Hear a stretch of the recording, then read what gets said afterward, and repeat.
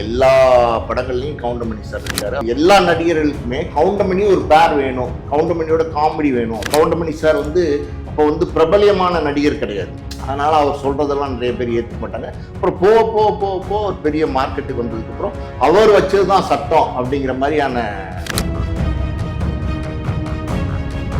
Scene பேப்பர்ல என்ன இருக்கோ அது மட்டும்தான் வரணும். இப்போ கவுண்டமணிக்கு வந்து எப்பவுமே அப்பவே டெவலப் பண்ற அந்த விஷயம் சில பேர் அதை விரும்ப மாட்டாங்க. இப்போ ரொம்ப சைலண்டாக இருக்கிற ஒரு ஆர்டிஸ்டோ, ஒரு ஃபீமேல் ஆர்டிஸ்டோ, இல்லை ஒரு மெயில் ஆர்டிஸ்டோ, இல்லை பெரிய ஹீரோவோ என்ன நினைப்பாங்க, காமெடியன் தானே இவர் என்ன நம்மளை கவுண்டர் பண்ணுறாரு, இப்படி வந்து கேலி பண்ணுறாரு, கிண்டல் பண்ணுறாருன்னு அதை நெகட்டிவாக எடுத்துக்கிறவங்களும் இருக்காங்க. காத்ரேஜ் பூட்டு ஒன்று வாங்கிட்டு வா அப்படின்னு சொல்லி கவுண்டமணி இந்த மாதிரி வந்து நான் வெளியில் பூட்டிட்டேன், நீங்கள் ரெஸ்ட் ரூம் போகிறதுனா போகலாம், இல்லை உங்களுக்கு டீ காஃபி ஸ்நாக்ஸ் ஃபுட்டு எதுனாலும் இந்த டயத்துக்கு வரும், நீங்கள் என்னோட டப்பிங் முடிச்சு.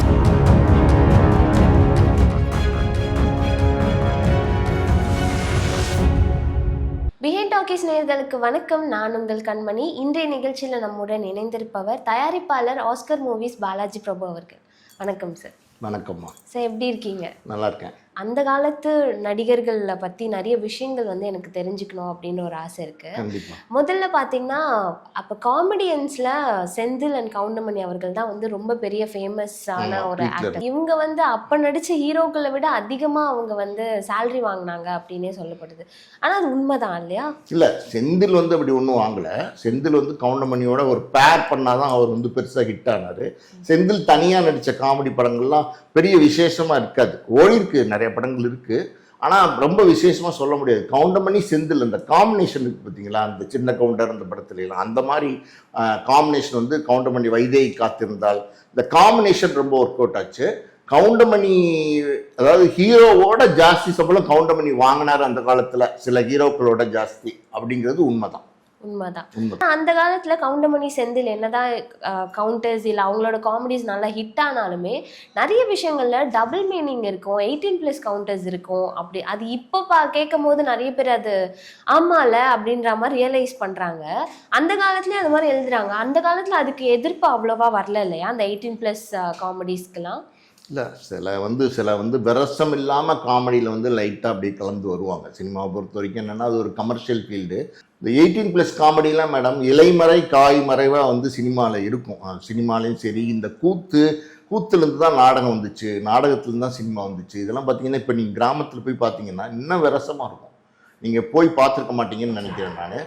மதுரை சைடு, இந்த மாதிரி திருநெல்வேலி சைடு, இந்த மாதிரிலாம் பார்த்தீங்கன்னா அந்த திருவிழாவுக்கு கூத்து நடத்துவாங்க. அந்த கூத்து நடத்துகிற இடத்துல நீங்கள் போய் பார்த்தீங்கன்னா இன்னமும் விரசமாக ஆடிட்டு இருக்காங்க, பாடிட்டு இருக்காங்க, நடிச்சிட்டு இருக்காங்க, எல்லாமே பண்ணிட்டு இருக்காங்க.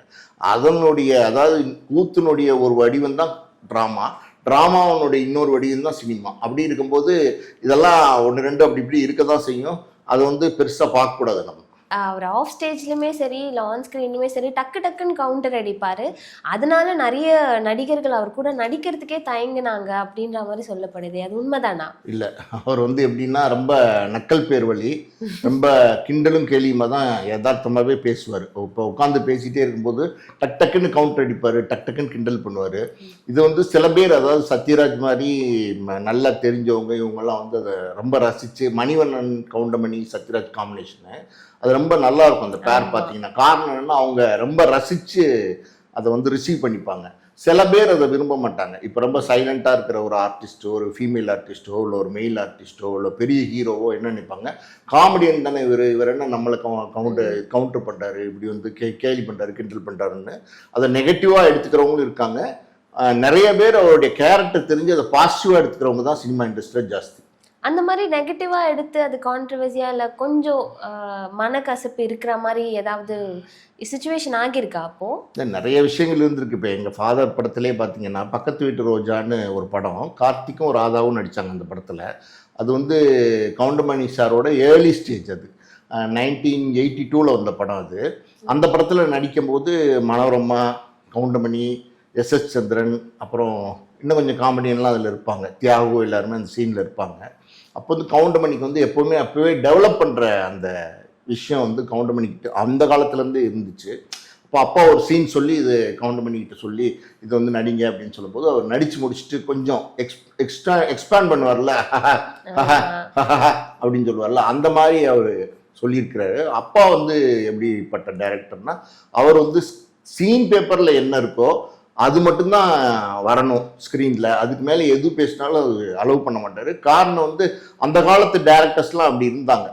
இன்னொரு விஷயம் என்னென்னா, கொஞ்சம் லைட்டாக எக்ஸ்பிரஸ் பண்ணி இது பண்ணி எக்ஸ்பேண்ட் பண்ணி போகும்போது அவங்களுக்கு அது வேஸ்ட்டுன்னு நினைப்பாங்க, எடிட்டிங்கில் கட்டாயிரும்னு நினைப்பாங்க. ஃபிலிம் வந்து அந்த காலத்தில் இருந்துச்சு, அதனால் ஃபிலிம் நிறைய வேஸ்டேஜ் ஆயிரும், இந்த மாதிரி சின்ன சின்ன விஷயங்கள் லேகாக பண்ணிட்டு இருந்தா அப்படின்னு நினைப்பாங்க. ஆனால் அவருக்கு அந்த மாதிரி டெவலப் பண்ணுற ஆட்டிடியூட் அப்போவே இருந்துச்சு. அப்பா சொன்னார் கவுண்டமணிகிட்ட, என்ன சார் நீங்கள் வந்து சிரிச்சுட்டே போகிறீங்க, அப்படின்னு சொல்லி சிரிச்சு போகிறீங்க, அப்படிலாம் சிரிக்காதீங்க, சீன் பேப்பரில் என்ன இருக்கோ அதை பேசுங்க. இல்லை சார் நான் கொஞ்சம் டெவலப் பண்ணலான்னு அப்படி பேசுங்க அப்படின்னு. நீங்கள் அப்படிலாம் ஒன்றும் டெவலப் பண்ண வேண்டாம், நீங்கள் என்ன இருக்கோ அதை பேசுங்க, எனக்கு அது போதும் அப்படின்னு சொல்லிட்டார் ஸ்ட்ரிக்டாக. அந்த காலத்து டேரக்டர்ஸ் அப்படி இருந்தாங்க. அப்புறம் கவுண்டமணி சார் வந்து அப்போ வந்து பிரபலியமான நடிகர் கிடையாது, அதனால் அவர் சொல்கிறதெல்லாம் நிறைய பேர் ஏற்றுக்க மாட்டாங்க. அப்புறம் போக ஒரு பெரிய மார்க்கெட்டுக்கு வந்ததுக்கப்புறம் அவர் வச்சது தான் சட்டம் அப்படிங்கிற மாதிரியான விஷயம் ஆகிப்போச்சு. எல்லாம் பெரிய பெரிய artist, for example Parthiban, Karthik, Prabhu, Sarathkumar, Sathyaraj, அந்த காலத்தில் இருந்த விஜயகாந்த், எல்லா நடிகர்களுக்குமே கவுண்டமணி ஒரு பேர் வேணும், கவுண்டமணியோட காமெடி வேணும் அப்படின்னு கேட்குற அளவுக்கு கவுண்டமணி வந்து பெரிய காமெடினா வந்துட்டார். செந்தில் கவுண்டமணி காம்பினேஷனும் அந்த காலத்தில் ரொம்ப பாப்புலராக இருந்துச்சு. இருந்தாலும் கவுண்டமணி ஹீரோவோட சமமாக நடித்தார். சில படங்கள்லாம் டாடா பிர்லா அந்த மாதிரி படங்கள்லாம் நடித்தார். இப்போ பிரபுவோட சில படங்கள் நடித்தார், சத்யராஜோட சில படங்கள் நடித்தார். நடிகன்லாம் இருக்குது பார்த்தீங்களா, கிட்டத்தட்ட ஹீரோக்கு என்ன கேரக்டர் கொடுத்துருக்காங்களோ அதே அளவு கவுண்டமணியும் கொடுத்துருப்பாங்க. அந்த மாதிரி இம்பார்ட்டன்ஸ் கொடுத்து எடுக்க ஆரம்பித்தாங்க. சார், கவுண்டமணி அவர்களை பார்த்தீங்கன்னா ஏதோ ஒரு படத்தில் பூட்டி வச்சு டப்பிங் பண்ணாங்க அப்படின்னு ஒரு விஷயம் வந்துச்சு, அது உண்மைதானா? எந்த படம்னு தெரியுமா? ஃபாதர் படத்தில் தான். அப்படியா? சக்கரவர்த்தி படத்தில். ஓகே, ஏன் அப்படி? ஒன்றும் இல்லை, அவர் வந்து அந்த நேரத்தில் பயங்கர பிஸியாக இருந்தார். கார்த்திக், பானுப்பிரியா அந்த படத்தில் நடிச்சிருப்பாங்க. கவுண்டமணி வந்து அந்த படத்தில் மெயின் காமெடினா நடிச்சிருப்பாரு. இன்னும் சொல்லப்போனால் கவுண்டமணி வந்து ஆவாரம் பூன்னு ஒரு படம் முதல்ல நடித்தார். அந்த படத்தில் கொஞ்சம் வில்லன் பேஸ்டாக நடிச்சிருப்பார். வில்லன் மாதிரி காமெடியனாக இருப்பார், ஆனால் வில்லன் மாதிரி இருக்கும். அதே மாதிரி சக்கரவர்த்தியில் ரொம்ப வருஷம் கழித்து காமெடியன் தான், ஆனால் அப்படியே வில்லன் சாயல் கலந்துருக்கும் அந்த கேரக்டரு. அந்த கேரக்டர் கவுண்டமணி இருந்தால் நல்லாயிருக்கும் அப்படின்னு சொல்லிட்டு நானும் அப்பாவும் கவுண்டமணி சார் அப்ரோச் பண்ணோம். அப்போ ரொம்ப பீக்கில் இருக்கார், பயங்கர பிஸியாக இருக்கார். ஏகப்பட்ட படங்கள், எல்லா படங்கள்லையும் கவுண்டமணி சார் இருக்கார், அவர் இல்லாத படங்களே இல்லைங்கிற மாதிரி ஒரு சிச்சுவேஷன். அப்போ நாங்கள் போய் கேட்கும்போது ஓகே சார் நான் கண்டிப்பாக பண்ணித்தரேன்னு சொல்லிட்டு ஒரு நல்ல சம்பளம் அதை பேசிவிட்டு அவருக்கு அட்வான்ஸ் கொடுத்துட்டோம். அவர் வந்து படம் ஃபுல்லாக நடித்து முடிச்சிட்டாரு. நடித்து முடித்ததுக்கப்புறம் படம் வந்து கவுண்டமணி சாரோட டப்பிங் போர்ஷன் வருது. அவரெல்லாம் எப்படின்னா பார்த்தீங்கன்னா ஒரு படத்தோடைய ஃபுல் டப்பிங்கே ஒரு ஹாஃப் டேலையோ ஒரு நாள்லையோ முடிச்சுட்டு போயிடுவார். அவ்வளோ ஸ்பீடாக பண்ணிடுவார் ஒர்க்கெல்லாம். அதுலெல்லாம் கவுண்டமணி சார் ரொம்ப சூப்பராக பண்ணுவார். அந்த மாதிரி டப்பிங்க்கு வராரு நம்ம படம் டப்பிங்க்கு. அன்றைக்கி ஒரே ஒரு நாள் நினைக்கிறேன், அந்த ஒரு நாள் டப்பிங் பண்ணாருன்னா அந்த படம் ஃபுல்லாக டப்பிங் முடிஞ்சிடுது. அப்போ வந்து கவுண்டமணி சார் வந்து டப்பிங் ரூம்குள்ளே இருந்து பேசிகிட்டு இருக்கார், படத்தை பார்த்து பேசிகிட்டு இருக்காரு. அப்போ என்ன ஆகுதுன்னா ஒரு ப்ரொடியூசர் உள்ளே வராரு. சார் ஒரு 5 லட்சம் அட்வான்ஸ் கொடுக்குறோம், அடுத்த படத்துக்கு எங்களுக்கு வேணும் அப்படிங்கிறாரு. அந்த பணத்தை வாங்கி ஒரு மேனேஜர் பக்கத்தில் இருக்கார், பணத்தை வாங்கி அப்படி வச்சுக்கிறாரு. அதுக்கப்புறம் பார்த்தீங்கன்னா மறுபடியும் டப்பிங் பேசுகிறாரு. அதுக்கப்புறம் இன்னொரு ப்ரொடியூசர் உள்ளே வராரு. சார் எங்கள் படத்தில் நீங்கள் நடிக்கணும், இவங்க ஆர்டிஸ்ட் அப்படின்னு சொல்லி ஒரு 10 நிமிஷம் டிஸ்கஷன் மறுபடியும் போகுது. ஓகே சார் பண்ணிடலாம் அப்படின்னு சொல்லிட்டு வர படம்லாம் வாங்கி வச்சுப்பாங்க. காமெடியனுக்குலாம் என்ன இருக்குது, ஹீரோனா கதை கேட்கணும், அது இதெல்லாம் இருக்குது. காமெடி என்ன படம்னாலும் நடிச்சுட்டு போவோம், மார்க்கெட் இருக்கிற வரைக்கும் தான் நடிக்க முடியும்னு சொல்லிட்டு இஷ்டத்துக்கு வாங்கிடுவாங்க. அந்த மாதிரி வாங்கி வைக்கிறார். 4-5 ப்ரொடியூசர்ஸ் இதே மாதிரி வந்துட்டாங்க. இதனால் என்ன ஆகுதுன்னா நம்மளுடைய படம் சக்கரவர்த்தி படத்தினுடைய டப்பிங் வந்து டிஸ்டர்ப் ஆகுது. அது வந்து கால் ஷீட்டு. அப்போ வந்து டைரக்டர் ப்ரொடியூசர் அப்போ கால் ஷீட்லாம் ரொம்ப பக்காவாக பிளான் பண்ணி என்ன டைமோ அதுக்குள்ளே முடிக்கணும் அப்படின்னு பிளான் பண்ணுவார். அதனால் அவருக்கு இந்த டைம் வேஸ்ட் ஆகிறது கஷ்டமாக இருந்துச்சு. அப்போ என்ன பண்ணார், அசிஸ்டன்ட் டைரக்டரை கூப்பிட்டு ஒரு காத்ரேஜ் பூட்டு ஒன்று வாங்கிட்டு வா அப்படின்னு சொல்கிறார் அசிஸ்டன்ட் டைரக்டர்கிட்ட. அசிஸ்டன்ட் டைரக்டர் யோசிக்கிறார், என்ன டைரக்டர் வந்து காத்ரேஜ் பூட்டு வாங்கிட்டு வாங்குறாரு சம்மந்தம் இல்லாமல் அப்படின்னு. வாங்கிட்டு அப்பா போ அப்படின்னோடனே சரின்னு போய் வாங்கிட்டு வந்து அப்பா கையில் கொடுக்குறாரு. அப்பா வெளியில் இன்ஜினியர் ரூம் மட்டும் எந்திரிச்சு வந்து வெளியில் டப்பிங் ரூமை மூடி பூட்டு போட்டுடுறாரு. சாவி எடுத்து பேக்கெட்டில் வச்சுக்கிறாரு.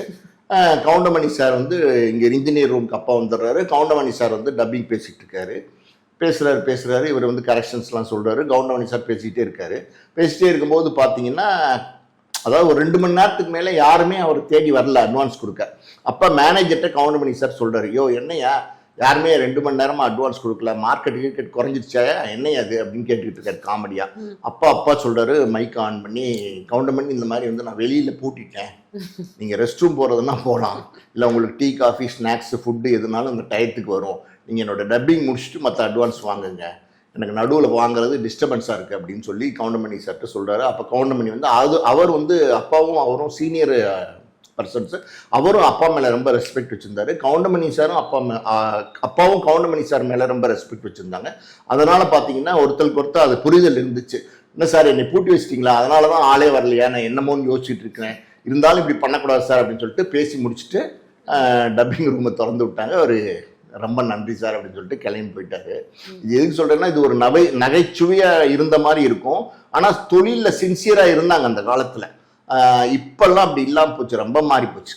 கவுண்டமணி அவர்களை பத்தி சில விஷயங்கள் எப்படின்னா, ஸ்டார்டிங்ல ஓகே அவர் வந்து நல்லா நடிச்சாரு, ஒரு கட்டத்துல அவர் ஃபேம் ஆனதுக்கு அப்புறம் அந்த ஆட்டிடியூடா இருக்கட்டும், ஹீரோ விட அதிகமாக ஆட்டிடியூட் காமிச்சாரு அப்படின்ற மாதிரி சொல்லப்படுது இல்லையா, அதை நீங்க எப்படி பாக்குறீங்க?